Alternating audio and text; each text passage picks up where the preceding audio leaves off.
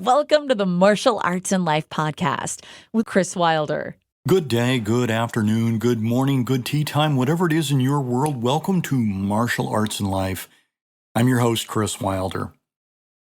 I've been teaching martial arts for a long time. And one of the things that happens, and not all the time, but it happens, is that I walk out of the dojo at the end of class. I'm the last one there, of course, and I go through the shutdown procedure. I'm locking the door, and the safety light out front comes on because it's a motion sensor, and I walk up the stairs and across the street and get into my car. And I started in the darkness, and the green dashboard lights come on. And I say to myself, what am I doing? I have to say I'm slumped shoulders on the drive home, and I'm thinking to myself, what am I doing?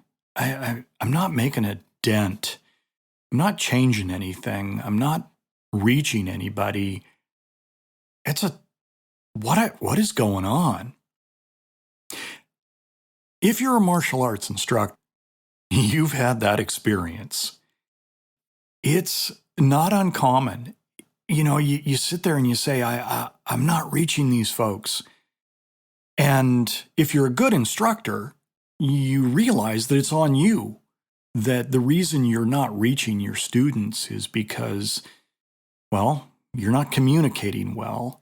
You know, there's some arguments to be made that the communication is different.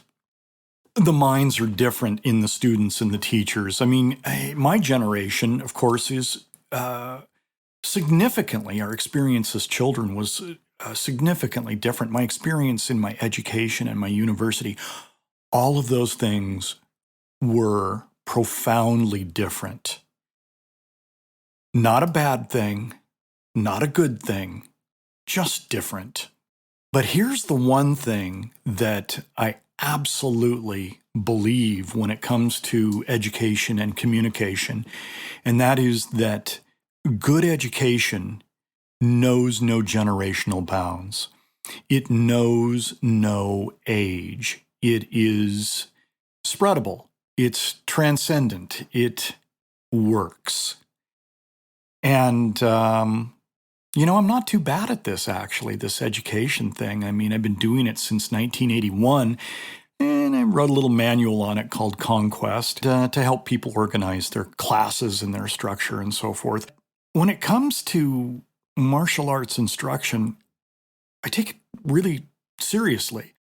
And I don't mean in a dour way, but I mean, I take it seriously. It's like, am I reaching people? Am I communicating? Is this of value? Is somebody getting something out of this that I'd hoped that they'd get, or maybe even experienced of their own accord that rose to the top that I had no inclination was there, nor did they?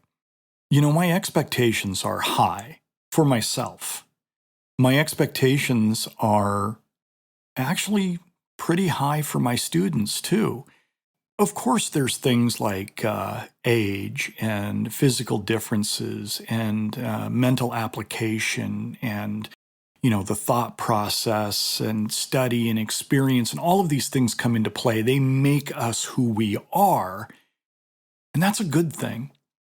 And I think that it needs to be respected. I don't mean that it needs to be kowtowed to. I don't mean that it needs to be used as a crutch, but look, we all understand that, there's some things that just simply can't be done in life. We're told, oh, you can be anything you want to be. Stop lying to the children. You can't be anything that you want to be. You can apply yourself in a direction to something that you think is of value and is obtainable. But the idea that you can just be anything is ridiculous. It's a lie. It's a deception. So knock it off. Can anybody be a karate person, karateka? Yeah, you can. Because you know why? It's an individual training. It's an individual thing. It's like if you asked somebody, you say, hey man, how do you stay so trim and slim? I swim. I swim at the YMCA 4 nights a week. Is that person ever going to be in the Olympics or on a university swim club? Well, number one, they're too old for the university. And number two, no, they're not making it to the Olympics. Only 2 people go for each event. So if you're doing the crawl, then, your nation's going to send 2 people, primary and a backup. So it's a pretty rare atmosphere. So you get the idea. But the benefit that they're experiencing is high. And that's the same way that I look at the martial arts. It's, what you don't need to be, an athletic specimen. You need some physical acuity, you need some ability, you need to be able to work at these kinds of things and to be diligent and so forth is far more valued than gifted athletic ability.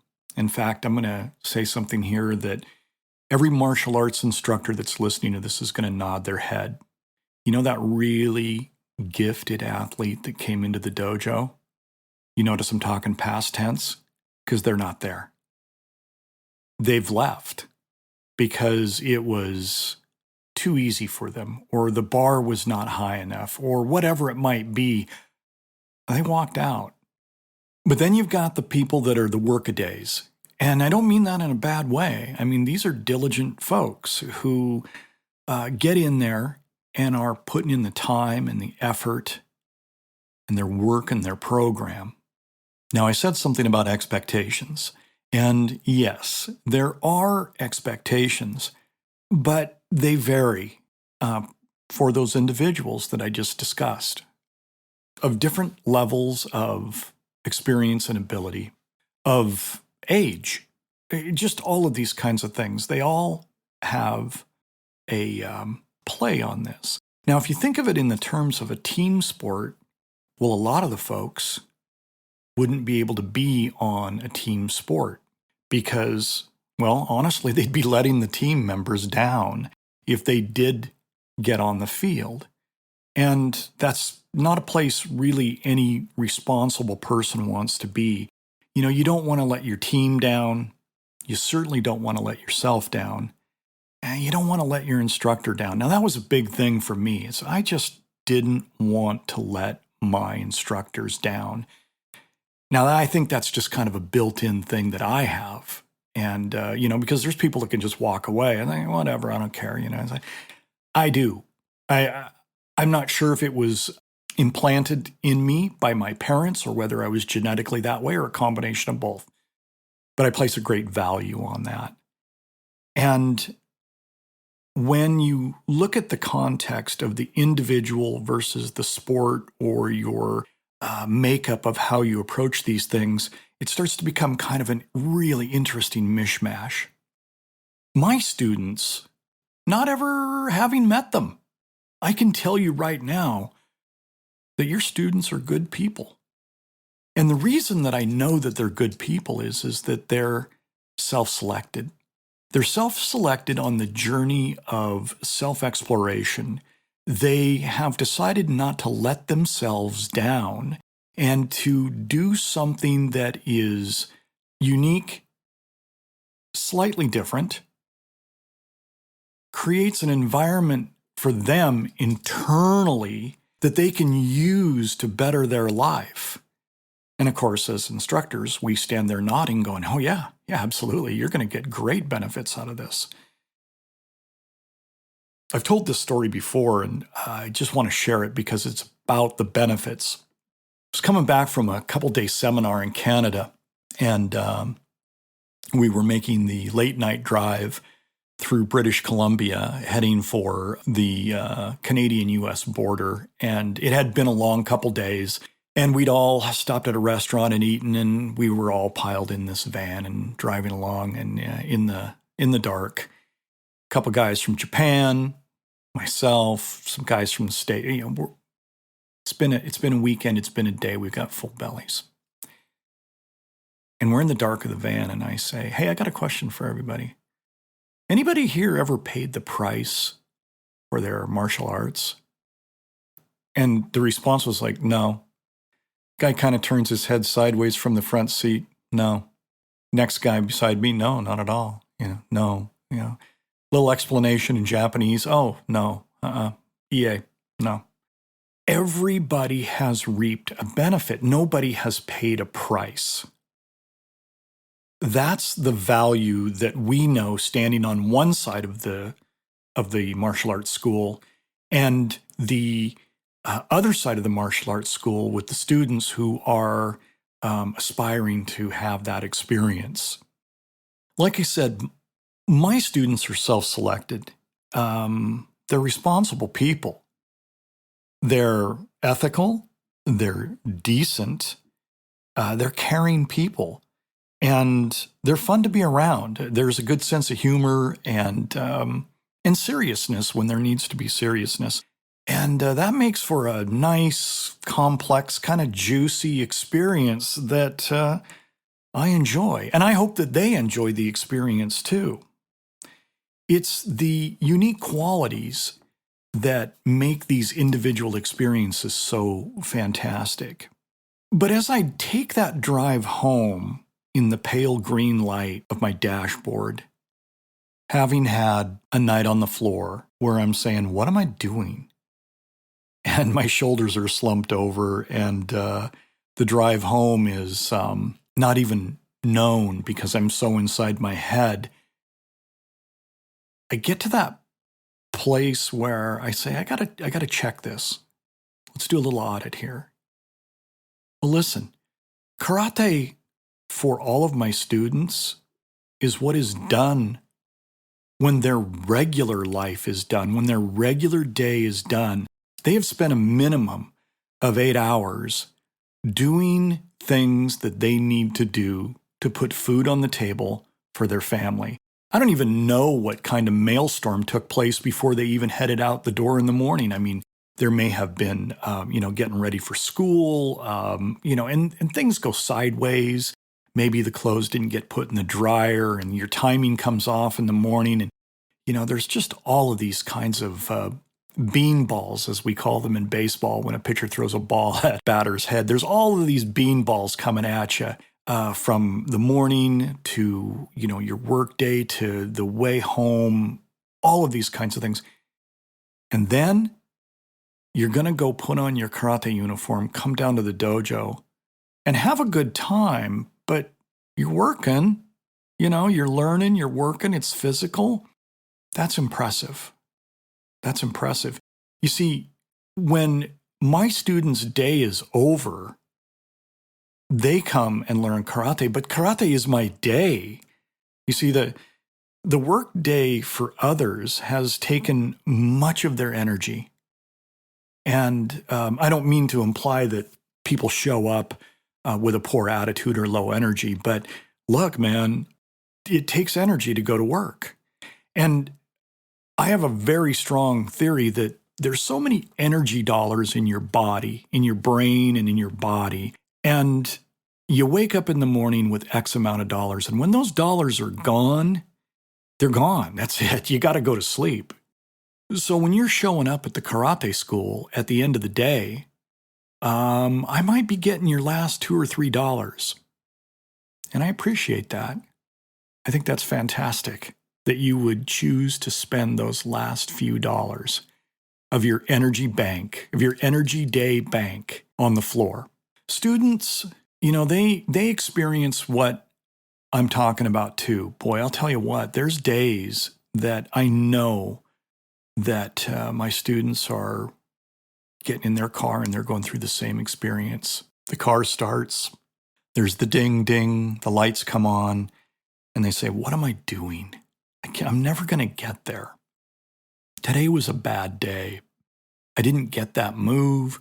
I didn't understand what sensei was saying. It doesn't make sense to me. I don't think I'm ever going to get there. I've been at this rank for so long and I just can't. Yeah, I know those conversations happen. I know that my students experience that because after a while, that talk starts to leak out because it's gone over and over and over. We call it, of course, negative self-talk, but that conversation is going over and over and over in their mind, and eventually it comes out, and I can hear the words, and then I can say something, I can do something. So we all experience this, whether you're the instructor or the student, and the secret to this is to not be too upset about it. Now, that's easy to say. Oh, hey, don't think that way. Oh, well, thanks a lot. That's really helpful. You're like the pointy-haired boss from the Dilbert cartoons that walks up and says, oh, you need to work smarter, not harder. Yeah, thanks a lot. Get out of my cubicle. Leave me alone. Not helpful at all. So, how do you make this helpful? How do you say, it's okay, and let me shape this for you so that you can move forward? It looks like this. Don't be upset or disappointed with others because they're not what you think they should be in martial arts. You can't make yourself that person either. And if you're on the other side of this thing, don't be upset with yourself or others in your martial arts school because they're having the same internal conversation and they're thinking that they can't make themselves into the person that they think that they want to be. And that is the beauty of this experience. You see that it doesn't end. There's no finish line. It is a journey that lasts until they put the lid on your coffin. Don't be upset or disappointed with others because they are not what you think they should be in the martial arts. You can't make yourself that person either. And don't be upset with yourself because that is unhealthy. But seeing where your errors are, that is healthy. Having that little burning ember inside you that says, I can make this a little bit better. I can do this a little bit better. I can get there. That's healthy. A while back, I used to have a section called We're All in This Together, but since it's been hijacked by every media outlet in the world in regard to the COVID crisis, I can't in good conscience do it because now that I hear somebody on the news, some news anchor or some CEO of some entity or whatever going, we're all in this together, I want to puke. So I don't use that. I'm not going to use that anymore. And I don't really have a title here, but I do want to share kind of a funny story that happened. I have a thing I do in the dojo where I have a couple of pads that have, hand pads, drill pads, that have some pictures on them of bad-looking guys, kind of angry. And with the Tiny Tigers class, the little kids, 5, 4, 6 years old, we do this thing where I'll walk by and I'll just flip that pad out in front of them. And what they do is they scream, "You're not my dad." And they start swinging and hitting, kicking, yelling, "You're not my dad." I mean, really loud. That's the whole thing. You got to be loud because you're a little kid and drawing attention to somebody trying to take you away is a good thing because then it will be an adult on adult issue and not an adult on a child issue. Because, kids, they're small. You can just scoop them up and run away. So what we teach is the kids to say, "You're not my dad," and to swing fists and claw and rake and keep screaming and kicking. And it's kind of a fun little drill. And the kids like it. They learn something. It's a lot of fun. So after one of the classes, the dad's kind of hanging around. He says, "Hey, can I talk to you?" I say, "Yeah, sure. Yeah, what's up?"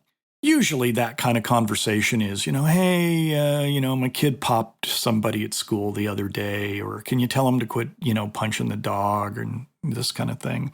And I was anticipating that kind of a conversation, but instead what I got was, "Hey, can you tell my kid that, you're not my dad is to be used in a serious situation and that it's not necessarily fun and games?" Like, what happened? He goes, "Well, he decided to go ahead and start screaming, 'You're not my dad,' while we were in line at the store." It's like, yeah, okay, I'll talk to him. Just funny stuff that the kid would do that because, of course, he's thinking that it's fun and games to do this and not really understanding the magnitude of what's going on there. And, of course, there was an embarrassing situation that could have been avoided if the child had been sentient to what was transpiring around them and what their behavior would bring. But I wanted to share that story because it's kind of a fun little thing. Now, if you want to do that drill in your school, it's really easy. Just go find a scary face, an angry face on the web, print it out, and just get some clear tape and tape it on a pad. It's no big deal. You don't have to spend an arm and a leg to get something made to do it. And then all you do is you just whip that out and you go down the line and you say things like, hey, will you help me find my puppy? Or, I lost my kitty. Can you help me find it? Or, of course, would you like some candy? And, use these words and phrases that a pedophile would use to try to lure a child and to get them familiar with just that Pavlovian response of no. And one of the things that we say to the slightly older kids is that no adult ever needs your help. I'm going to say that again. No adult ever needs a child's help. The only time an adult is getting help from a child is they're having an experience with their child or they're teaching something. The child is not helping. Never does, never has, never will.